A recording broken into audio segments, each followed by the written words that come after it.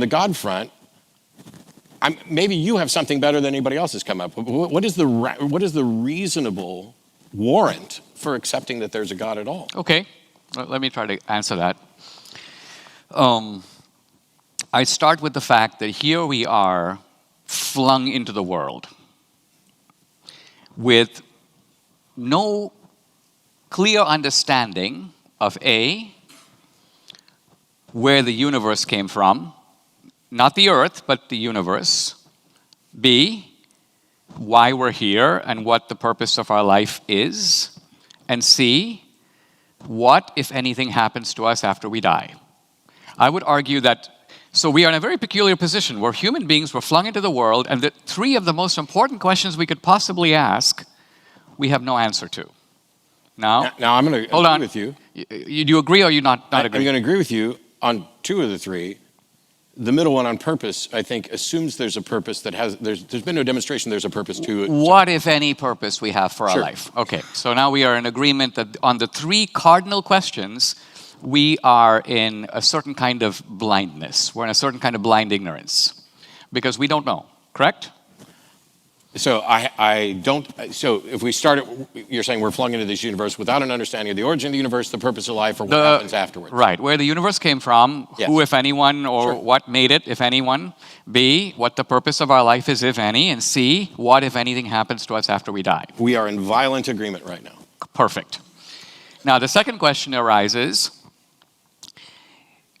what does science have to say about these three questions? Can science either now, and if it can't now, settle these matters in the future? Let's look at them one by one. Let's take them in reverse order. Sure. Can science decide the matter of whether or not there is life after death, yes or no? It depends. Depends on what? So science only deals with the natural world. Correct. And so if in fact there's a supernatural existence after this, then it may forever be beyond the purview of science. Correct. Or if there is another universe that operates according to different laws and we happen to move somehow into that universe, science would have nothing to say about it, correct? Not necessarily, because Okay. if it's a natural, like we have like hypotheses about a multiverse or whatever. Correct. I can't say what science will be able to test for in the future, or whether or not we are permanently confined to the cosmos that we experience. I can't say. I can't even rule out, I can't say that science could never say anything about the supernatural. All I can say is that as it stands right now, I'm unaware of any supernatural claim that has any evidence for it that science could evaluate to determine that it was true.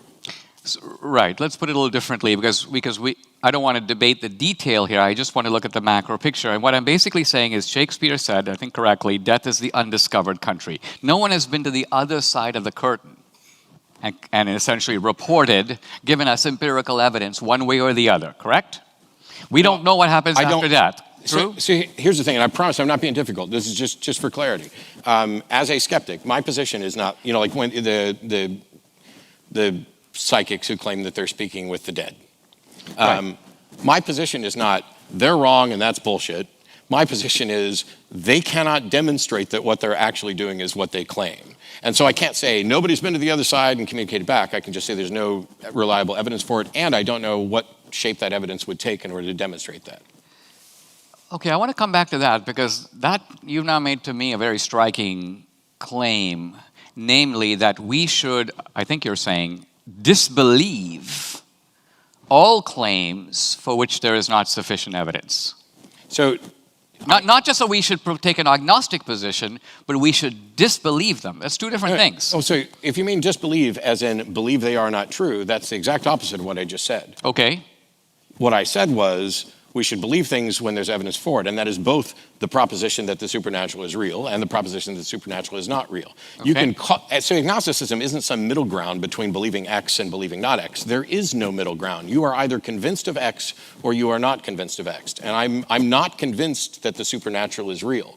That doesn't mean that I'm convinced that the supernatural isn't real. It's kind of like if you go into a courtroom, Okay. I may have to say not guilty, even if I'm not convinced of innocence, because the burden of proof is on the claim of guilt. And so the people who say, I have good evidential warrant to believe in the supernatural, have adopted a burden of proof, and they have to meet it. And until they do, I am not convinced. Okay, but let's be clear about what that burden of proof is, because I'm not saying I have definitive proof that God exists or these are his attributes. Here's what I'm saying. I'm saying I don't know if there is a God in the sense of no. I'd call myself a believer. Now, right away we distinguish between a believer and a knower. Right? Sure. It's an important distinction. Is a subset of belief. I believe there's a place called Papua New Guinea because I trust maps and I've studied about it. But I know my brother. I wouldn't say I believe I have a brother because I know the guy. So knowledge. Are you saying you don't know that there's a Papua New Guinea? No, I'm saying I know it in the sense that I accept the authorities from which I learn about it. Sure. I trust it. Well, and if I went clarity, there, it's not just relying on authority. It's actual evidence. So you have a belief in a proposition. right. Whether or not it qualifies as knowledge is a separate question because knowledge is a subset of belief. In philosophy, it would be justified true belief. I tend to use a more kind of colloquial because I'm a dilettante. I'm an uneducated oaf who just talks a lot. But if you have a proposition and you accept that it's true, that's all I mean when I say I believe it. You either accept it or you don't. If I say I know it, all we generally mean, all most people mean when they say I know something is that they really, really, really, really, really, really believe it. They're talking about the confidence level that they have in that proposition that it is likely true. And when we say I know something, generally we're saying I believe this to the extent that it would be worldview altering to discover it was wrong. And so I believe there's a Papua New Guinea. I would actually argue that I know, I have evidential warrant that there's a Papua New Guinea without actually ever having been there. This is, people used to do the, you don't know there's an Australia. Well, I do now because I've been there. But even before I was there, I think that I had evidential warrant for it. Yeah, but okay, I agree with that. And I know that there's a Papua New Guinea in that sense. Let's take a different example. Let's say I were to tell you I'm from India. Okay? You have no reason to doubt me. You probably believe I'm from India. Yeah. Now, you don't actually know that. It depends on what you mean by know. Well, are you 100% sure? No. Is 100% certainty required for knowledge? Not necessarily, but I would what's agree. your bar? So I don't think you can be 100% certain about anything. Okay. Which is why I abandon the notion of certainty, which is why when I talk about knowledge, I talk about it as a subset of belief and that it's a confidence level. But also, I genuinely don't really, I'm unimpressed when someone says they know something because we don't wait till we have knowledge to act. We act in accordance with our beliefs. And whether or not your belief rises to the level of knowledge doesn't change what your action's gonna be. All right. So let's sort of circle back to where I was going with the three big questions. And I think we started with death. You were in violent agreement that the cause, that we don't know, the cause of the universe, we don't know any prescribed purpose for our lives. We try to discover it, but we don't know it. And we don't know what happens after death. Yeah, I'm not convinced that anything does, but I definitely would agree. We don't know. Fair enough. Now, let me ask you this question. What do you do about belief when you are in exactly this position? If something is true, it would have tremendous implications. For example, you would concede that if there was life after death, that would greatly affect the way we think about life on Earth now. It would. Depending on what that life looked like. And depending on whether or not anything in this life had any impact on that life. Correct. But right. Yes. So let's just say if the religious narratives are correct, and there is some sort of cosmic justice in which, let's just say, the crimes that are the undiscovered crimes of this life have to be accounted for in a future life, we would probably have to start thinking about all the stuff that we get away with in private, because even though we escape human accounting, there would be some sort of presumably divine accounting. So in other words, all I'm trying to establish is that there's a relevance to these questions, even if we don't definitively know anything about them, anything about the answer matters which way we go. I agree the answer matters. It's just that the answer right now is I don't know, and you can play the what if game for any one of them. What if there's nothing? What if it's the end? What if there's a being who's going to judge you based on whether or not you fell for things without sufficient evidence? What if that's the criteria? Okay, so what you seem to say is I think about something, and if I really can't answer the question, right, I take the default position that that something doesn't exist until evidence shows up that's going to convince me it does. Of course. That's your view. That is sound epistemology that Sound epistemology according to whom? according to you. Sure. We'll just go according to me because I don't need to cite anybody else. Right. Because I'm right. Because Okay, hold on. So let's see if you're right. Let's see if you're right. The alternative would be to say that I'm justified in believing something before there's sufficient evidence for it. But I would argue that you do that every day. Let's give you a cardinal example. But that doesn't change the fact whether I should. You should. I'm saying you do. We're all going to make mistakes. You do and you should. Look, our life is always lived in anticipation of an unknown future, right? You're dating a woman. Yeah. And so what you do is you, being a very reasonable guy, plug in all this data, right, about this woman, and you're trying to make a rational decision, let's say, is this the woman I want to spend my life with? Let's assume you're thinking about that question. For the sake of your argument, we'll assume I'm thinking about that. Okay. Now, I would argue that in reality, given the way human beings are, you could never really know what life with this person is going to be like, let's just say over the next 30 years. First of all, you'll be different people in 10 years, different people in 30 years. So this question about what it's going to be like is unanswerable with any high degree of certainty, correct? Yeah, which is one of the reasons why I, unlike many religions, actually support the notion of divorce and am opposed to the notion that there's a soulmate out there that you're going to be everything to forever. If we're both in agreement that we don't know what the future holds, I don't make a decision to say... But if you'll pardon me, that's a tediously predictable response. I'm not going there. Where I'm going with is the fact... I didn't think you were going there. No, because... Right. Where I'm really going with is the fact that in making a decision of whether or not to be with this person, yes or no, you are necessarily taking a huge leap of faith. No. No. No. See, that's the thing. The way I operate my life, and maybe I'm a weirdo, is, so for example, in this case, I have no plans to end this relationship, and neither does she, but we are both adults, and there were 2 rules. Be honest, have fun. That's it. That's all. Be honest, enjoy life. And as long as we're both honest, we can reevaluate the nature of our relationship at any point. I am friends with every one of my exes, including my ex-wife, who I just spoke to. We went into it with this optimism that perhaps we would spend the rest of our lives together, and with the realistic notion that it doesn't happen. Anybody who, the divorce rate's 50 some odd %, anybody who goes into a marriage now thinking, we're never gonna get divorced, is already in opposition with the actual data. And so I, as a huge proponent of David Hume, one of my favorite quotes from him, is that the wise man proportions his belief to the evidence. So my confidence in any proposition, including this particular relationship lasting until I die, is based on whatever data I have. I don't have some delusion that some other people want to run around with. I've found the person and we're definitely going to be together forever because life is uncertain. And it seems that rather than engaging in that self-deception, I'm fine saying, this is what I hope happens. I hope that I am with you for the rest of my life. I hope that, or for the rest of our lives or whatever, but I don't have an unrealistic expectation. But don't you make plans? Sure, I make plans for tomorrow because that's the pragmatic.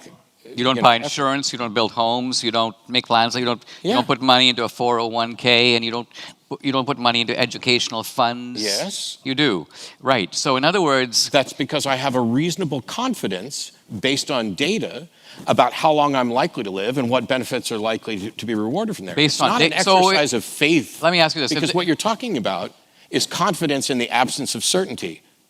But my confidence is proportional to the evidence. The fact that there isn't certainty about the future doesn't mean that it's an exercise of faith. I'm saying that the evidence you're invoking is bogus, because according to you, if the divorce rate were 5%, you would make lifetime plans, because according to you, there's a much higher chance, 95% probability. No, that's not remotely what I said. Well, it is kind of what you said. I would make lifetime plans because I hope to have a lifetime, not because what the divorce rate is. Well, I know what the life expectancy is for people in the United States. For me, roughly, I can make a rough guess as to, barring some other consequences, how long I'm going to live. So of course I'm going to plan for the future.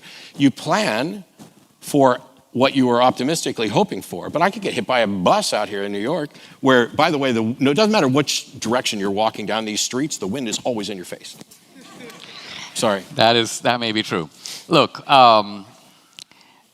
I think life is lived in the moment. We look at memory as a reliable, although not very reliable, account of the past, but we trust it. Even though, again, if someone were to demand we substantiate that trust, we'd be a little hard-pressed to do it. It would be memory is very selective. Other people remember different things than you remember, and so on. And life has an unknown future stretching in front of us. Now, at all times in history, people are in huge ignorance about the world, large parts of which in the past were completely unknown. If I was Socrates walking in Athens in the 5th century BC, and I looked up in the sky, I'd see 7 stars, right? Now, if I was taking the rationalist position, I would say, well, I see 7 stars. I have no reason to believe that there are any more stars in the sky. And just for clarity, yes. Are you saying this is remotely accurate, or is this just an example? Because anybody who thinks that back then people only saw 7 stars, I got problems with. No, fair enough. Okay. Fair enough. I'm using the limited radius of our empirical knowledge. I knew that. Just for your benefit, it's an analogy. Yeah, right. You got it. And you know so the ancients knew the Earth is round and so on. But the point here is that you have this limited body of data. But if you really reflect on the data, and you also reflect on yourself, right away you see, hey, I'm Socrates. I've never moved 5 miles away from the place I was born. I don't even know how big the Earth is. There could very well be a whole bunch of other stars out there, and just because I have not 1 ounce of empirical evidence for them, I can't be close to them or declare them out of bounds or declare that my whole life has to be lived without regard to that possibility. Well, because it's a very real possibility. So let's say you and I both lived on this particular plot of land in New York our entire lives, and we had only ever seen 7 stars. Right. I'm not ruling out the possibility that there are 7 other stars. I'm dealing with people who are saying there are more than 7 stars, and they can provide no evidence for it. Right, but let's just say that those people who say that there are more than 7 stars, right, have the following type of reason for saying that. They say, first of all, let's just say that we're part of a natural universe, right? This is Kant's the starry heavens above. And they also know that I can't see very far, so because I only see 7 stars and I know that I can't even see a guy who walks over the horizon, I probably think there are a whole bunch of other stars that I just can't see because my eye only goes that far. Would that be an irrational reason to believe in more stars even though I only see 7? Yes. It would be irrational, according to you. So, while you can come up with that as a justification, the reason that it seems like, I'm talking within your analogy of within my analogy. We've only ever seen 7 stars. That is not, so we have deductive reasoning, and then we have inferences, which is basically where science operates, and then there's abductive reasons. And abductive is going to be the weakest. And abductive is going to be arguing towards the best explanation. And in that case, we need candidate explanations. What you're talking about is an inference that seems intuitive, but has no evidence to actually support it. It does. The fact that I can only see so far should guide my brain to say I should not be reaching conclusions about what is beyond my ability to see. Okay, so let's take, for example, you've seen a certain number of dogs in your life, correct? Yeah, tons of them. She stops at every one. Right. Above and beyond that, you haven't seen other dogs that are outside the radius of your empirical experience, true? Correct. Do you believe that there are other dogs other than the ones you've seen? I have evidence of other dogs on Earth. What's that evidence? I've seen video footage. I have. Okay, but let's just say the video footage, let's count those among the dogs you've seen. What about the dogs you haven't seen? Sure. You believe they exist? On Earth, yes. But if you tell me that I should then believe that there are dogs on Saturn, that's the level of thing we're talking about. No, it's not. It's not. Absolutely not. See, this is the heart of the matter. This is the heart of the matter. Because according to you, religious people believe that there is a God who, like in ancient Greece, inhabits the natural world that's living on another planet.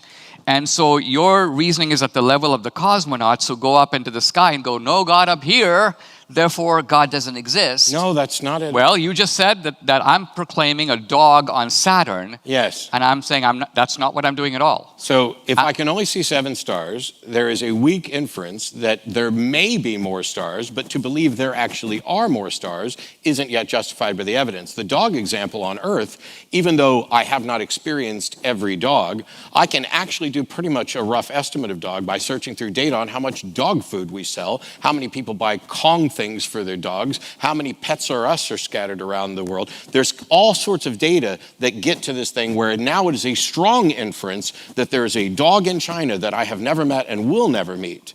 Do I believe that that's the case? Yes, because that's where the data point to. To go beyond what the data show, to say that just because I know that I have a limit to my vision and I can see 7 stars, therefore I believe there are more, that is to go beyond what the data presents. You could, though, invent a telescope and improve your vision and get new data, which is exactly what we did